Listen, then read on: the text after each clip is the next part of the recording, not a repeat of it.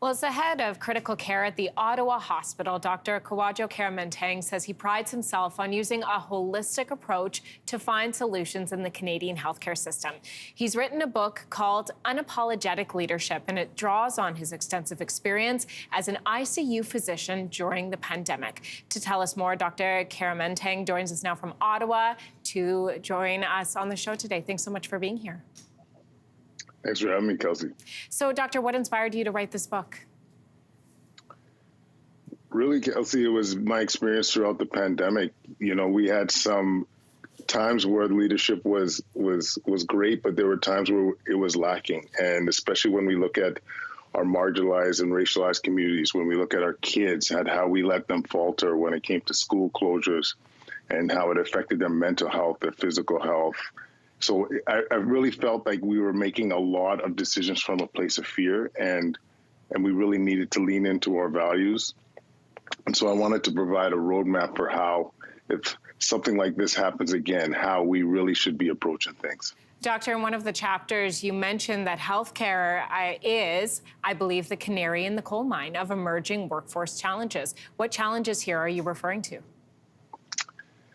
Yeah, I mean, as many of you saw, there was a ton of burnout and struggles throughout, like post-pandemic and during the pandemic.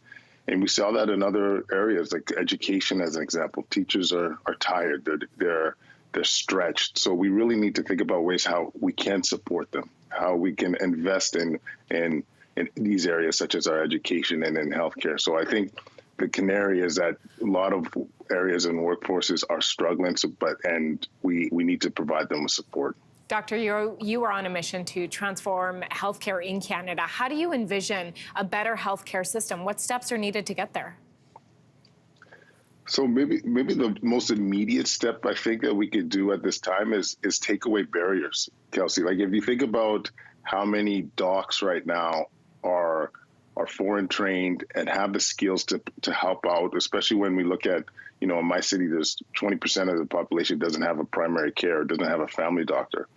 There's a lot of docs that are ready and able.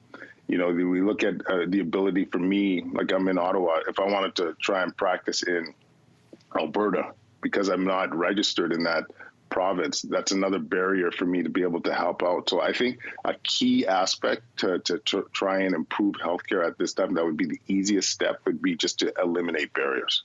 Doctor, in your book, not only are you talking about the changes that can be made in healthcare, but also just how to be an unapologetic leader. And this applies, I think, to industry after industry after industry. You shared 4 basic tips in your book. So can you walk us through them? Yes. So as I mentioned, I really think from a decision-making perspective, focus on your values. What's important to you? Like, especially when I think about, once again, thinking about how we approach things with our kids, we need to be able to serve the people that need us the most.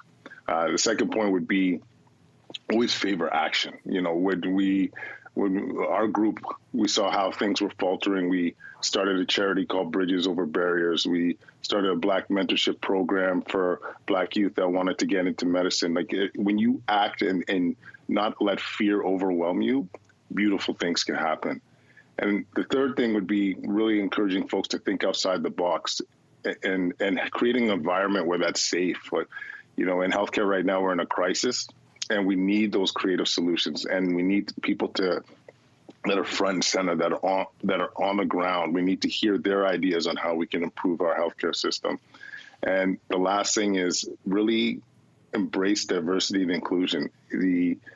The ability to have that wide perspective is powerful, and to be able to have those voices at the table to advocate, you know, in our case, often advocate for some of the deficits we see in our Black communities, whether it's maternal fetal health, whether it's just access to care, being somebody that's in a position now that can speak up and advocate, that's powerful. So those are the 4 main principles, but we go into obviously some detail in the book. Well, that was a good little teaser for our viewers there, Doctor. Thank you so much. You'll have to read the full book to get all of the details. We're glad you're here today.